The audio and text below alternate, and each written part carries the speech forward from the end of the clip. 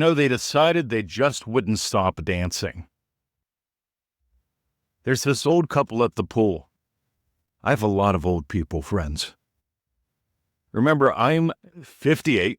Most people think I'm about 42. I tell them, be brutal. When they talk to me and they can't figure out how a 42-year-old person can be at the pool every day at 11 o'clock, right? It gets interesting. So they say something. Are you retired? No, I still play. All right. Yeah, something else. How old are you? You tell me. Be brutal. Don't be kind. They tend to say somewhere between 40 and 45. I go, radio, 58, next. Now, a couple years ago, they would have thought I was a lot older, and they would have been watching me walk with a walking stick just a year and a half ago. But I digress, because there's this old couple in the pool, and they're actually old. And they would be okay with me calling them that because they say they're old. So many people now get offended if you... Anyway, right? They've got so little lives, they can be so easily offended. But I digress. So this old couple, they do what old people do in the warm water pool. They do what I used to do in the warm water pool. They exercise and they walk. Now, I still exercise in the warm water pool, and I still swim, and I still gym. But for the longest time, I just pretty much stretched and walked with the old people, because that's how I felt. That's how I looked, and that's how I moved. But this old couple, they didn't stop dancing. And so one day, I'm doing my thing. I'm in the corner, stretching with my noodles, blah, blah, blah. And they're both walking. They're not walking together. They're walking out of sync with each other. And I just thought, oh, wow. Yeah. But they're still in sync with each other. They're not walking with each other, but they're walking connected. And then something miraculous happened. They joined hands. They looked like they were going to do a tango. And he spun her and she spun with him, and they moved around and they smiled and danced. They looked like they were about 18 years old. And then they continued on their walk. And then like 5 laps later, they did it again. And it's like every 5 laps, they took a moment and they did a little tango, a little twist with each other. And you know what happened? I can't resist myself. So I go over and I say, you two just made my day. Again, and again, and again. And I'm going to go home and I'm going to tell my wife. Now, they were doing this when I couldn't tango anymore. About a year and a half or so ago, I was still walking with a walking stick. I was making great progress. But I was still in a lot of pain, taking a lot of ibuprofen every day. A lot of people said, you got to get on real painkillers. I refused. Then at one point, I refused that identity anymore. I refused the identity of whatever the hell that identity was. I wouldn't even know what to call it now.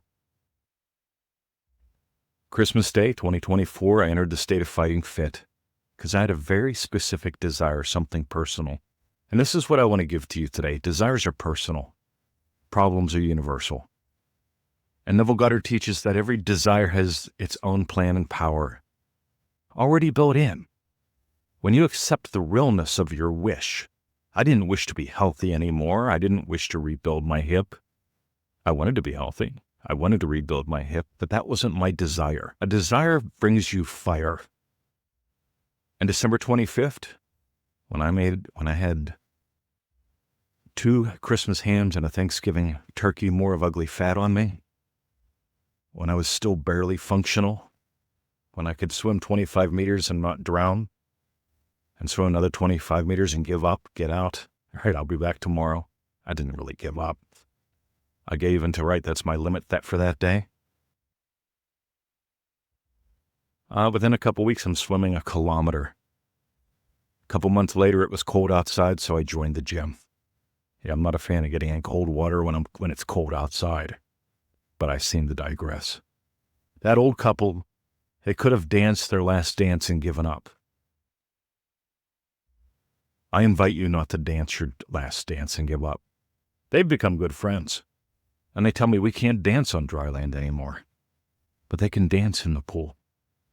So they don't just show up determined to maintain their health. They show up and dance. I invite you to show up and dance. So one more bit, today's my anniversary. My anniversary. Mine. 23 years ago, I got on eBay.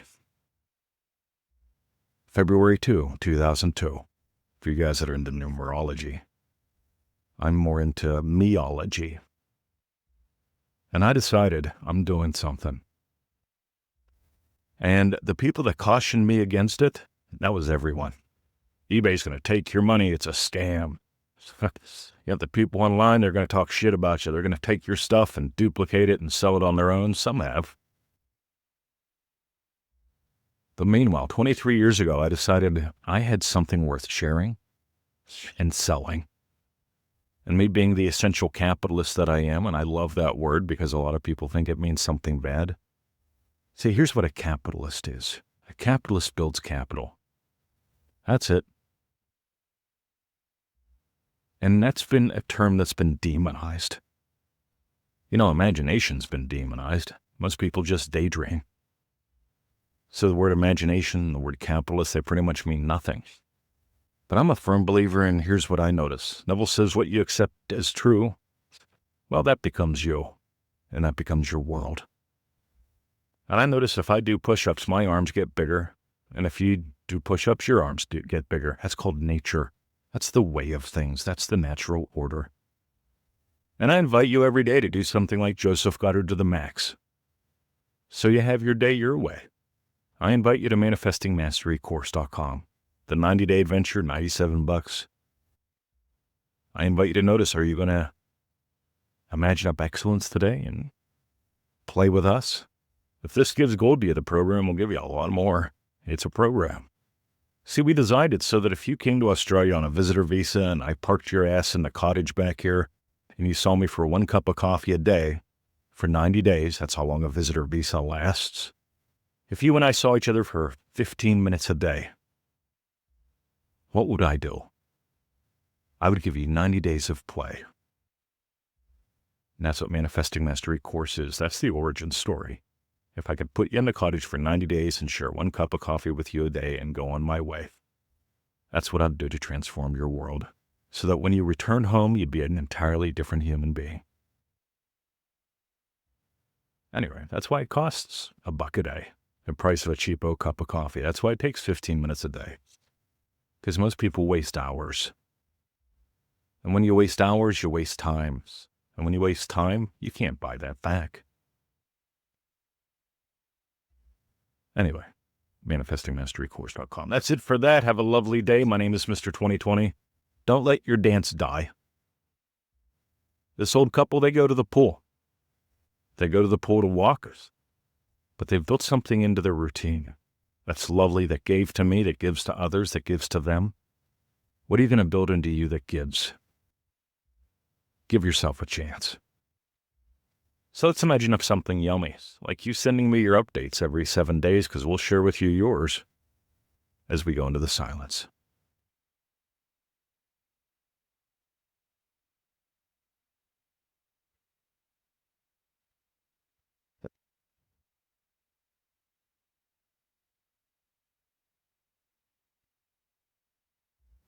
So I've got a live one-on-one call with a remarkable member in 22 minutes. Can you hear my joy? Can you? What if you could live every day your way? What if you could actually be blessed by being? Some of you only want to bless people on this planet, and I dig that. And I invite you to join the dances with us. Anyway, have a lovely day. My name is Mr. 2020. Don't let your dance die. See ya.